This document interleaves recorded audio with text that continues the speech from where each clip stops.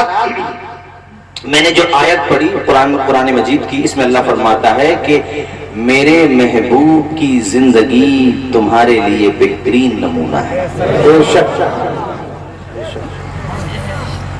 نمونہ ہے یعنی آئیڈیل، اس کی روشنی میں اپنی زندگی گزارو.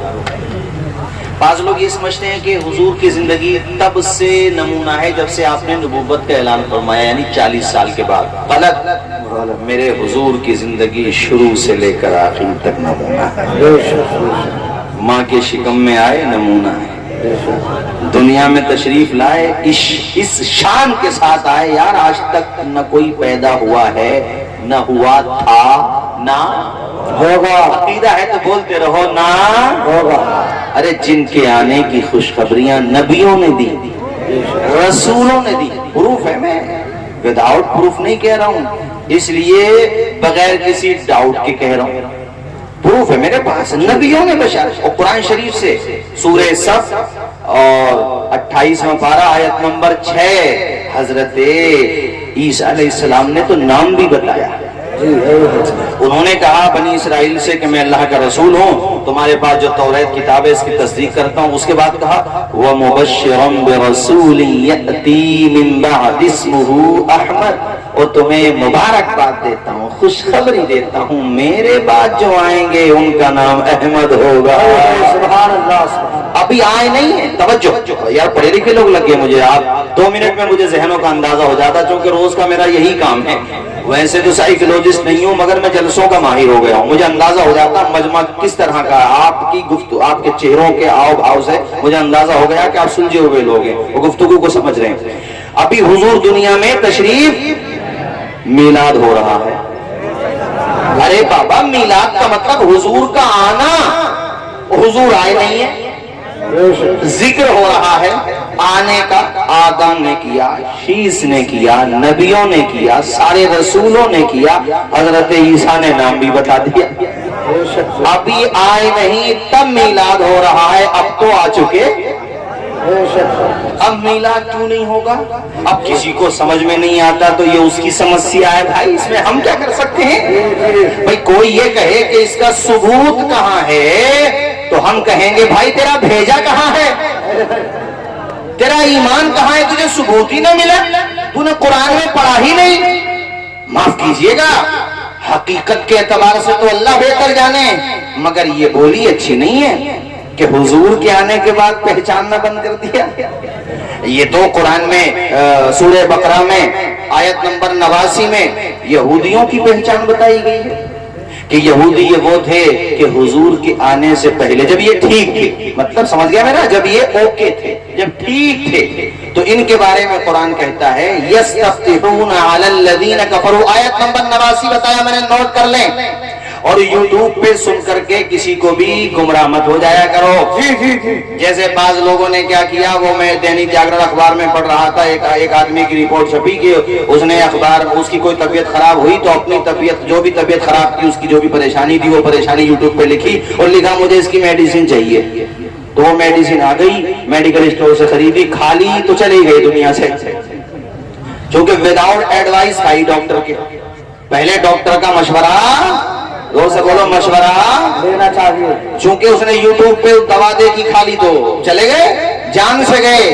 ایسے ہی یوٹیوب پہ کوئی بات سن لو تو ماہر علماء سے بھی پوچھو، ادھر جان گئی ہے ادھر ایمان جا سکتا. میرے لال ہاں سمجھ رہے ہو کہ نہیں؟ دین کی بات وہ بتائے جو اہل علم ہو، جو علم والے ہو. انجینئرنگ کرنے والے دین کیا بتائیں گے بیچارے؟ بھائی جیسے ہم انجینئرنگ نہیں جانتے، بات آئی سمجھ میں، ایسے ہی وہ دین بھی نہیں جانتے.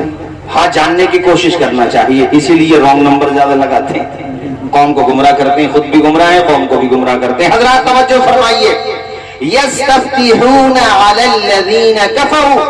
اللہ کہتا ہے کہ تم تو وہ ہو، اللہ کہتا ہے یہ لوگ تو وہ ہیں کہ جب میرے محبوب نہیں آئے تھے تو میرے محبوب کے نام کا وسیلہ لے کر کفار کے خلاف اللہ سے مدد چاہتے تھے. یعنی نبی کا وسیلہ لے کر کیا کہتے تھے؟ ابھی حضور آئے نہیں تھے، کیا کہتے تھے؟ کہتے تھے اللہم انصرنا علیہم بالنبی المبعوث یا اللہ تو ہمیں کامیاب کر دے آنے والے نبی کے صدقے میں. سبحان اللہ. فلما جاءہم ما عرفوا، یہ ما موصولہ ہے، ما عرفوا فلما جاءہم ما عرفوا، اور جب وہ آ گیا جسے یہ جانتے تھے. کیسے جانتے تھے؟ اپنی کتابوں میں پڑھا تھا، توریت میں پڑھا تھا، جناب والا انجیل میں پڑھا تھا، زبور میں پڑھا تھا، ان کا تذکرہ انعام کتابوں میں پڑھا تھا، ان کو جانتے تھے، آخری نبی کی نشانیاں جانتے تھے، پہچانتے تھے. اور جب وہ آ گئے جنہیں یہ جانتے تھے، کفروا بہ، تو ان کا انکار کر دیا. انکار کرنا چاہیے تھا کہ ماننا چاہیے تھا؟ تو انکار کرنے والوں کے راستے میں مت چلو، ماننے والوں کے راستے پر چلو. اور چھوم کے میرے ساتھ پڑھ دو تمامی لوگ. رفعت کی منزلوں سے ہٹایا نہ جائے گا، رفعت کی منزلوں سے ہٹایا نہ جائے گا. اونچا جو اٹھ گیا ہے گرایا، یہ وہ چراغ جسی کو خدا نے کیا روشن، پھوکوں سے یہ چراغ بجھایا. ہمارے چوم لیے تم نے مگر نہیں ہمارے مت چومو بھائی، اپنے ماں باپ کے چوم. ارے دعائیں لو ماں باپ کی، اور یہ ماں باپ کو جو عزت ملی نبی کے آنے کے صدقے میں ملی. اور یہ ہماری مائیں بہنیں جو بیٹھی ہیں ان کو بھی بتاؤں، تمہیں بھی جو عزت ملی وہ نبی کی چوکھٹ سے ملی. سمان ملا نبی کی چوکھٹ سے، عزت ملی نبی کی چوکھٹ سے. اور تم میں سے کوئی یتیم بیٹھا ہو نا، باپ کا سایہ سر سے اٹھ چکا ہو، تو وہ بھی کلیجے پہ ہاتھ رکھ کے کہے یا رسول اللہ مجھے بھی عزت آپ کی چوکھٹ سے ملی. اے کمزوروں، غریبوں، دبے کچلو، ونسز سماج سے جڑے ہوئے لوگوں، جو کچھ بھی ملا نبی کی چوکھٹ سے ملا. اور امیروں کو بھی وہیں سے ملا ہے. طرز زندگی کے جینا کس طرح سے چاہیے، یہ کہہ لو کہ جس کو جو کچھ ملا وہ نبی کے. کون دیتا ہے؟ دینے کو منہ چاہیے، دینے والا ہے سچا. ہم نے جو آیت پڑھی تھی اس کا ترجمہ یہ تھا کہ حضور کی زندگی تمہارے لیے بہترین نمونہ ہے. کیا کہا؟ بہترین. ابھی تو وہ پالنے میں ہی تھے، اور حلیمہ سعدیہ نے جب دودھ پلایا تھا تو حضور نے ایک طرف کا دودھ نوش فرمایا، دوسری طرف کا نہیں پیا. کیوں بتاؤ؟ اس لیے کہ اشارہ کر دیا، اشاروں میں امی تنہا نہیں آئی ہو، دودھ پیتے بیٹے کو ساتھ لے کر کے آئی ہو. اگر دونوں طرف میرے غیر مسلم بھائی اگر سن رہے ہوں تو میں ان سے بہت ونمرتا پوروک کہہ رہا ہوں کہ ہمارے نبی کی جیونی کو پڑھیں، سنیں، سمجھیں. ڈاکٹر رام پونیانی جی ہیں، سوامی لکشمی جی ہیں، آج بھی جیوت ہیں. یہ باقی بڑے بڑے جو جیسے اور بھی بہت سارے لوگ تھے، میں ان کا، لیکن جو جیوت ہیں انہی کو سن کے دیکھ لو تو تمہیں اندازہ ہوگا پروپیگنڈا کرنے والے جھوٹ بولتے ہیں. حضور کو پڑھ کے دیکھو. ارے پالنے میں جس نے دوسرے کا حق نہیں مارا، بچپنا ایسا ہے تو میرے نبی کی جوانی کیسی. بہت پیچھے دودھ پینے کا زمانہ ہے. ایک حضور نے چہرہ پھیر لیا. حلیمہ نے سوچا یا اللہ. اچھا یہاں پہ ایک نکتے کی بات اور سنیں.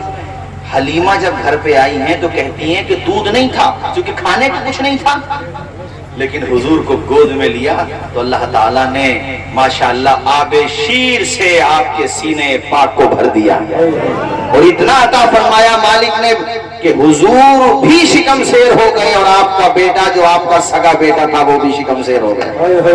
نبی نے اشارہ دے دیا، امی حلیمہ اگر دونوں طرف کا دودھ نوش کروں گا تو میرا رضائی بھائی تمہارا سگا بیٹا بھوکا رہ جائے گا. محمد کسی کو بھوکا رکھنے نہیں آئے ہیں، شکم سے پتھر باندھ کے بھوکوں کو کھلانے آئے ہیں. اب اس سے تمہیں بھی تو پیغام دیا ہے، مجھے بھی، ہم سب کو، کہ کبھی کسی کا مال نہ حق نہ دباؤ. اپنے گاؤں میں سب سے بڑی کمزوری یہی ہے، مجھے یہاں کا تو نہیں پتا لیکن یہاں بھی ہوگا، کہ آپس میں جھگڑا مینڈ کا. گھر میں اگر مثال کے طور پہ کسی کا گھر ٹوٹ گیا، منہدم ہو گیا، یا وہ دوبارہ بنانا چاہتا ہے تو جب نیو پڑتی ہے اتنے پہ نہیں، اتنے پہ جی مجھے یہاں کا نہیں پتا لیکن ہوتا ہے. وہ کس سے؟ پڑوسی سے. ارے یار حضرت سگے بھائیے سے. ارے اتنی تھی، ارے اتنی تھی. ارے چھوڑ دینا اپنے بھائی کے لیے. سر پھوڑ کے کوٹ کچہری میں جائے گا تو اٹھا کے آئے گا کئی لاکھ مونچھوں کو تاؤ دے گا. دبوں گا نہیں. وہاں دیوان جی کے ڈنڈے گھاری آ جا رہے دبوں گا نہیں. بھائی دیکھو چاہے برا مان جائیے، میں تمہیں نہیں کہہ رہا ہوں مگر ہوتا ہے گاؤں میں. یہاں کا نہیں پتا مجھے کیا حال ہے. چھوٹی چھوٹی باتوں پہ جھگڑے. سگا بھائی سگے بھائی سے دور، چچا تایا آپس میں لڑتے لڑتے. غیر مسلم بھی یار ہمیں دیکھتے ہیں نا، ہمارے سماج کے لوگوں کو، وہ بھی سوچتے ہوں گے یار انہیں لڑائی سے فرصت نہیں ہے، آپس میں اتنا لڑتے ہیں تو دوسروں کا کیا حال کریں گے. برا مت مانو میری بات کا. آج ہم لوگ اتنے کرپٹڈ ہو چکے ہیں، ہمارے بچوں میں نشے کی عادت آ چکی ہے. آپ کو کیا پتا، بعض جگہوں پہ شکایت ملتی ہے مجھے کہ چوری چکاری تک کرتے ہیں نوجوان لڑکے. نشہ کر رہے ہیں یار بتاؤ. گاؤں کے لڑکے نشہ کرنے لگے. شہروں میں سنتے تھے تو بری سوچ میں بیٹھ گیا لڑکا جا کر کے. یہ جو نالیاں ہوتی ہیں جس میں گندا پانی ہوتا ہے، گندا پانی اسے نہیں پی سکتا. ابے اس سے زیادہ بری ہوتی ہے شراب. پوچھ لے علماء سے. حرام ہے اور اشد حرام، حرام قطعی جس کو کہتے ہیں. خمر کی حرمت کا منکر ایمان سے خارج ہے، اسلام سے خارج ہے. خمر پی رہے ہیں آپ لوگ، نشیڑی بن گئے. میں بھی سفر میں رہتا ہوں، دیکھتا رہتا ہوں نالیوں میں گرے ہوئے دیکھے. اور نالی میں پڑا سمجھ رہا کہ نینی تال کے جھرنے میں جھول رہی ہوں میں. وہ ہونا چاہیے یہ جو ہے تمہارا، ذرا ادھر انہیں مت دکھائیے کبھی یہ سوچا ہمیں کہہ رہے ہیں کیا. یہ ہونا چاہیے ہاں. اور اس میں گانٹھیں بھی ہونی چاہیے. ارے مجھے کیوں دے رہے ہو، کہہ رہا ہوں میں کسی کو. ماشاءاللہ اللہ خوش رکھے. یہی کام کرے گا بس. حضرت عمر کے دور کا واقعہ نہیں سنا ہے آپ نے؟ وہ آ رہا تھا جھومتا ہوا نشے میں، ادھر سے عمر جا رہے تھے. اس نے جب حضرت عمر کو دیکھا تو پکتا پانی بننا شروع. وہ عمر ہیں جدھر جاتے ہیں شیطان بھاگ جاتا ہے. اللہ نے ایسا دبدبا عطا فرمایا حضرت عمر کو. فرمایا عمر جدھر تو جاتا ادھر شیطان نہیں آتا، تو وہ شیطان بن کے ہی تو آ رہا تھا. ارے انسانوں میں بھی شیطانیت آ جاتی ہے کہ نہیں؟ کام تو شیطانی کا کر رہا تھا وہ. اب ایسا ہوتا ہے جیسے آپ میرے سامنے آئے اور آپ سیدھے سیدھے نکل گئے تو میں کیئر نہیں کروں گا، لیکن اگر آپ نے باڈی لینگویج چینج کی تو میری بھی ذہنیت چینج ہوگی کہ کچھ نہ کچھ دال میں کالا ہے یا پھر پوری دال کالی ہے. اب حضرت عمر اس کے آؤ بھاؤ سے سمجھ گئے کہ کچھ نہ کچھ معاملہ جو ہے کچھ نہ کچھ معاملہ جو ہے وہ ہے. نہیں سمجھے؟ ادھر آ. جب بلایا، ارے بھائی صاحب میں کیا بتاؤں آپ کو، اس نے کانپنا شروع کیا اور دل ہی دل میں یا اللہ آج عمر سے بچا لے، میں خود کو شراب سے بچا لوں. سبحان اللہ. ہاتھ میں وہ شراب کی بوتل تھی. روتا جاتا تھا، کہتا جاتا تھا، دل سے دعائیں کرتا جاتا تھا. بندہ سچے دل سے توبہ تو کرے، اللہ تعالیٰ توبہ قبول کرنے والا ہے، وہ گناہوں کو معاف کرنے والا ہے. اے بندے اللہ کی بارگاہ میں گڑ گڑایا کر، اللہ سے دعائیں کیا کر، اللہ کی بارگاہ میں جایا کر، 5 وقت پیشانی خدا کی بارگاہ میں جھکایا کر. اس کے گھر سے روزانہ 5 مرتبہ اذان آتی ہے، منادی ندائے توحید و رسالت دیتا ہے. وہ تجھے اللہ کے گھر کی طرف بلاتا، حی علی الصلاۃ، حی علی الفلاح. آؤ کامیابی کی طرف آ جاؤ، آؤ نماز کی طرف آ جاؤ، آؤ اللہ کے گھر میں پیشانی جھکانے کے لیے آ جاؤ. تم ہوٹلوں پہ، چائے خانوں پہ، گھروں پہ، بیٹھکوں پہ بیٹھے رہتے ہو، اللہ کے گھر میں نہیں جاتے. مسجدیں ویران ہو رہی ہیں، پھر کہتے ہو مولانا ہم پہ تباہی کیوں آتی ہے؟ تم نے اللہ کے گھر کو ویران کیا، مقدر نے تمہیں ویرانی کے دہانے پہ لا کے کھڑا کر دیا. اگر خود کو آباد کرنا چاہتے ہو تو اللہ کے گھر کو آباد کرو، 5 وقت نماز پڑھا کرو، اپنی پیشانی خدا کی بارگاہ میں جھکایا کرو. پھر دیکھو کیسا اختلاف آتا ہے. اے مومنو خدا کی عبادت نماز ہے، مقبول بارگاہ رسالت نماز ہے، دنیا میں کام آئے گی دنیا کی دولتیں، عقبہ میں کام آئے وہ دولت نماز ہے۔ نعرہ تکبیر، نعرہ رسالت۔ حضرات میں آپ سے یہ کہنا چاہتا ہوں 5 وقت نماز پڑھو، نماز میں لاپرواہی مت کرو، اس کی بارگاہ میں توبہ تو کرو۔ وہ سامنے کھڑا ہوا بندہ تھر تھر کانپ رہا تو اسے پتا تھا کہ سامنے عمر ہے، یہ چمڑی ادھیڑ دیں گے، ماریں گے بہت، حد جاری کریں گے، شریعت کی جو حد ہے وہ مجھ پہ جاری ہوگی، کوڑے برسائے جائیں گے، میری پشت چمڑی ادھیڑ دی جائے گی۔ وہ تھر تھر کانپ رہا ہے، قریب آتا جا رہا ہے، خدا کی بارگاہ میں خلوص للہیت کے ساتھ توبہ کرتا جا رہا ہے۔ اللہ توبہ قبول کرنے والا ہے، بار بار کہتا یا اللہ عمر سے بچا لے، میرے مالک آج مجھے احساس بھی ہو گیا جب دنیا کی سزا برداشت نہیں کر سکتا تو آخرت کی سزا کا عالم کیا ہوگا، وہاں کی رسوائی کا عالم کیا ہوگا، وہاں کی ذلت کا عالم کیا ہوگا۔ وہاں اپنے گھر والے بھی ہوں گے، ماں باپ ہوں گے، اعزاء ہوں گے، اقربا ہوں گے، وہاں جب مجھے رسوا کیا جائے گا، مجھے سزا دی جائے گی۔ نادانوں کان کے پردے کھول کے سنو، ایک دوسرے کی ماں بہنوں کو تکنا چھوڑو، ادھر محلے والے ادھر محلے میں، ادھر محلے والے ادھر محلے میں بدنگاہی کرنا چھوڑو، وہ سب تمہاری اسلامی مائیں بہنیں، عزت و آبرو کی حفاظت کرو۔ جب تم خود ہی اپنے سماج کو سڑا دو گے، جب خود تم ہی اپنے سماج کو داغدار بنا دو گے تو دوسرا تمہارے سماج کی عزت کہاں سے کرے گا۔ میں کہتا ہوں بچیاں جوان ہو جائیں تو شادی کا انتظام کرو، شادی کو سستا کرنے کی کوشش کرو، اجتماعی نکاح کیا کرو، پنچایتیں بٹھاؤ آپس میں۔ جناب مثال کے طور پہ سن 2024 میں تمہیں شادیاں کرنا ہے، آپ کی بستی میں شادیاں رکھی گئی 25 تو 25 کی 25 شادی ایک دن میں کر لو، تو جتنا کھانا 25 دن میں اس گاؤں کے لوگ کھاتے کم از کم وہ کھانا تو بچ جائے گا۔ باقی مہمانوں کے لیے انتظام کرو، مشترکہ طور پہ کر لو، خرچہ کر لو، شادی کم کرو، شریعت نے جو بیٹیوں کو حق دیا ہے اس کو دے دو۔ یہ جو تم نے فضول خرچیاں نکالنی اس سے زیادہ دے رہے ہو مگر پھر بھی چین نہیں ہے، بیٹیاں اپنے گھروں میں سکون سے نہیں ہے، کتنی بچیاں ہیں ان کی عمریں ڈھل گئی، اللہ اکبر ان کے بال سفید ہو گئے، رشتے نہیں آ رہے ہیں۔ ارے تم نے معاشرے کو اتنا ایسا بڑا گندا کر دیا ہے آج مسلمانوں نے کہ زنا سستا ہو گیا ہے، نکاح مہنگا ہو گیا ہے۔ اگر زنا اور بدکاری کے دروازے میں تو اس کے تابوت میں آخری کیل ٹھوکنا ہے تو تمہیں نکاح کو آسان بنانا ہی پڑے گا۔ نکاح آسان کر دو، زنا خود بخود مشکل ہو جائے گا۔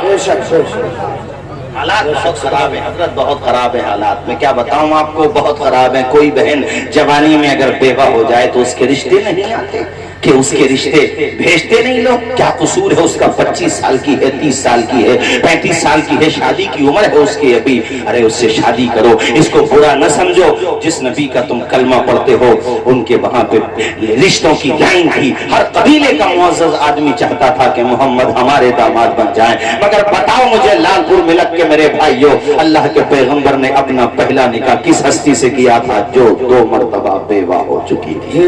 حضرت خدیجہ سے نکاح فرمایا تھا، 2 مرتبہ کی بیوہ۔ اور یہ بھی نوٹ کرو کہ جب تک حضرت خدیجہ بقید حیات رہی حضور نے دوسرا نکاح نہیں فرمایا۔